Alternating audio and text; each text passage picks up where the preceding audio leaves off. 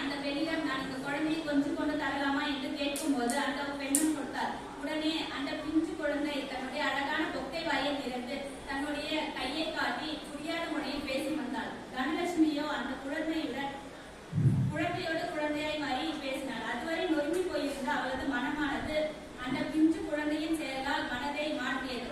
உடனே அந்த பெண்ணும் தனலட்சுமி ஒரே இடத்தில் இறங்கினார்கள். தனலட்சுமியோ இதே மாதிரிதானே நம் குழந்தையை நம் வீட்டில் விட்டுவிட்டு வந்தோம், நாம் உடனே வீட்டிற்கு செல்ல வேண்டும், எந்த ஒரு பிரச்சனைக்கும் வாழ்வை முடித்துக் கொள்வது ஒரு நல்ல முடிவாகாது என எண்ணி வீட்டிற்கு வேறொரு பேருந்தில் ஏறி சென்றார். அப்பொழுது தொட்டிலில் இருந்த தனது மழலையை எடுத்து தாளாட்டினாள். அந்த மழலையோ தன்னுடைய மழலை குரலால் பேசும் பொழுது நாம் பெரிய தவறு செய்துவிட்டோம் என